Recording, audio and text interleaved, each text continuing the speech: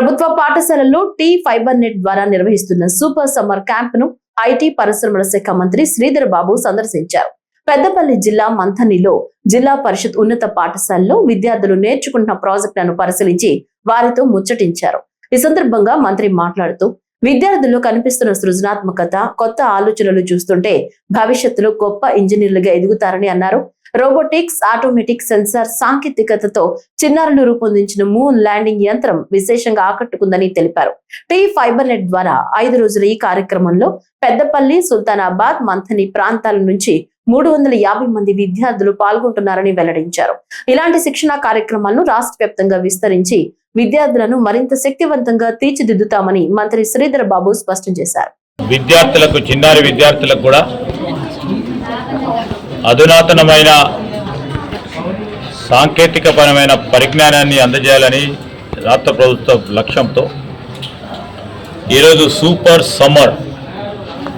Summer క్యాంపులు tea fiber ద్వారా వివిధ పాఠశాలలో, ప్రభుత్వ పాఠశాలలో నిర్వహిస్తూ ఉన్న తరుణంలో ఈరోజు మంథనిలో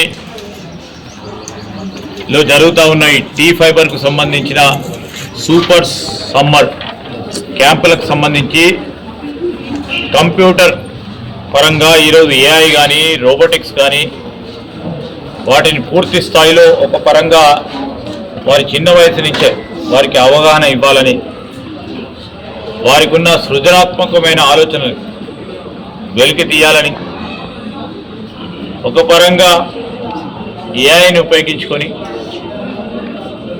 ఈరోజు చిన్నారులందరూ కూడా వీరు ప్రభుత్వ పాఠశాలలు, దగ్గర ఉన్న ప్రైవేట్ పాఠశాలలకు వచ్చి ఈరోజు జిల్లా పరిషత్ హై స్కూల్ మంథనిలో నడుపుతా ఉన్న టీ ఫైబర్ ద్వారా నడుపుతా ఉన్న ఈ సూపర్ సమ్మర్ క్యాంప్ నిర్వహించి దీంట్లో పాల్గొంటూ ఉన్నారు.